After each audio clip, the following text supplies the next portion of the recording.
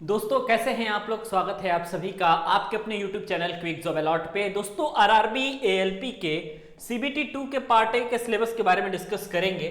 RRB ALP में जो दोस्तों आपका सीबीटी 2 होता है तो उसमें दो पार्ट आते हैं, ठीक है। एक तो आपका आता है दोस्तों पार्ट ए और दूसरा आपका आता है दोस्तों पार्ट बी, ठीक है।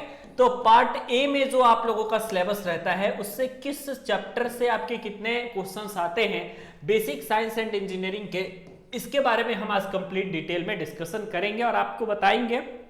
उस हिसाब से आपको जो है अपनी तैयारी को बेस्ट बना करके चलना है ताकि आपको जो है सीबीटी 2 के पार्ट ए में 40 में से कम आप जो है 30 प्लस मार्क्स आराम से स्कोर कर पाए, ठीक है। तो आइए दोस्तों हम डिस्कस करते हैं। इसमें आप लोगों को दोस्तों टोटल 10 से 11 चैप्टर आप लोगों को पढ़ने पड़ते हैं और इस 10 से 11 चैप्टर का वेटेज अलग अलग होता है, ठीक है। मतलब हर चैप्टर से जो है अलग अलग क्वेश्चन पूछे जाते हैं। बात करें पहले चैप्टर की तो इसका जो पहला चैप्टर है आप लोगों का वो है आपका इंजीनियरिंग ड्राइंग, ठीक है। तो इंजीनियरिंग ड्राइंग में आपका बेसिक से लेकर के और प्रोजेक्शन तक, ऑर्थोग्राफिक प्रोजेक्शन से लेकर के डिफरेंट टाइप जो प्रोजेक्शन होते हैं वो सारी चीजें आपसे पूछी जाती हैं और उनमें के जो क्वेश्चंस आपसे पूछे जाती हैं इनके टोटल जो संख्याएं होती है दोस्तों वो आप लोगों के 4 से 5 संख्या होती है, ठीक है। मतलब 4 से 5 आपके क्वेश्चन जो है सीधे तौर पे इंजीनियरिंग ड्राइंग से पूछे आपके जाते हैं, ठीक है। उसके बाद आपका आता है दोस्तों यूनिट एंड मेजरमेंट, ठीक है। ये भी आप लोगों का एक बहुत इंपॉर्टेंट होता है। आप इसको अगर इंटरमीडिएट में अच्छे तरीके से पढ़े हैं ना तो मैं आपको बताऊं कि एएलपी के सीबीटी 2 में इसको पढ़ने की जरूरत नहीं पड़ेगी क्योंकि इंटरमीडिएट में जो यूनिट एंड मेजरमेंट है वो रेलवे के लिए बिल्कुल सफिशिएंट है। तो यूनिट एंड मेजरमेंट से आपके जो है यहां से 3 से 4 क्वेश्चन दोस्तों देखने को मिल जाएंगे, ठीक है। सबसे कम जो क्वेश्चन पूछा जाता है वो इस चैप्टर से पूछा जाता है मास, वेट एंड डेंसिटी। लेकिन चैप्टर छोटा है तो अगर इससे दोस्तों आपके मुश्किल से 1 से 2 क्वेश्चन ही देखने को मिलते हैं, लेकिन चैप्टर इतना छोटा है कि आप आराम से 1-2 क्वेश्चन जो आपके आरआरबी एएलपी में पूछा जा रहा है उसको आसानी के साथ आप कवर कर सकते हैं। उसमें आपको किसी प्रकार की प्रॉब्लम नहीं आएगी, ठीक है, मास, वेट एंड डेंसिटी से। तो यहां पे आपको मैं बताऊं चौथा जो आपका चैप्टर है दोस्तों ये है आपका वर्क, पावर एंड एनर्जी का, ठीक है। वर्क, पावर एंड एनर्जी से न्यूमेरिकल आपके पूछे जाएंगे यहां से सीबीटी 2 में और जो न्यूमेरिकल पूछे जाएंगे वो सारे के सारे न्यूमेरिकल आपके जो हैं वो फॉर्मूला बेस्ड होंगे। मतलब कि फॉर्मूले पे बनाए गए सीधे आपके न्यूमेरिकल होंगे।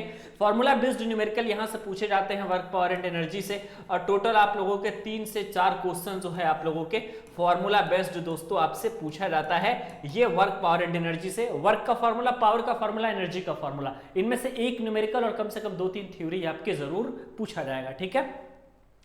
उसके बाद आपको मैं बता दूं उसके बाद नेक्स्ट है आपका स्पीड एंड वेलोसिटी। इससे जो न्यूमेरिकल आते हैं दोस्तों मुश्किल से मुश्किल 1 से 2 न्यूमेरिकल आपसे इसमें से पूछे जाएंगे जिसमें ट्रेन की स्पीड पूछी जाएगी। हो सकता है तो 2 ट्रेन आपस में आमने सामने से आ रही है, इस तरीके से भी क्वेश्चन आ सकते हैं। मतलब स्पीड और वेलोसिटी से एक क्वेश्चन आप लोगों का या 2 क्वेश्चन मैक्सिमम आप लोग को पूछा जाएगा।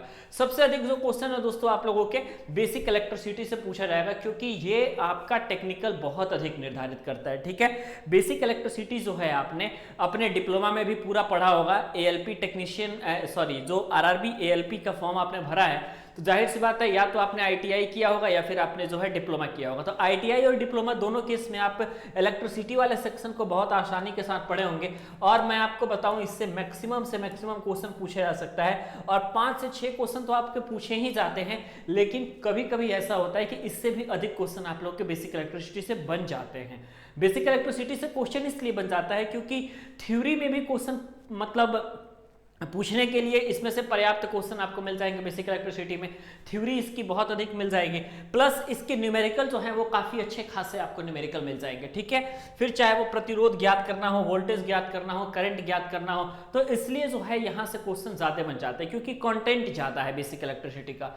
उसके बाद 7वां जो आपके पास जो चैप्टर है दोस्तों lever and simple machine. Lever and simple machine से दोस्तों बिल्कुल बहुत कम क्वेश्चन बनता है। मुश्किल से मुश्किल आपके 3 से 4 क्वेश्चन जो है दोस्तों आप लोगों के यहाँ से दोस्तों आपके बनते हैं लीवर एंड मशीन से। अगला आप लोगों का दोस्तों हीट एंड टेम्परेचर है। अगर आपने डिप्लोमा वाला हीट एंड टेम्परेचर पढ़ा हुआ है या फिर अगर आपने इंटरमीडिएट के अच्छे से हीट एंड टेम्परेचर पढ़ लिया तो यहाँ से आपके 1 से 2 क्वेश्चन आप लोगों के जरूर पूछे जाएंगे जिसमें से जो पैमाना होता है जो बदलने वाला, जैसे सेल्सियस को फ़ारेनहाइट में बदलना, फ़ारेनहाइट को केल्विन में बदलना, ये सारी चीजें जो है आपके हीट एंड टेम्परेचर से ज्यादा पूछी जाती है, ठीक है।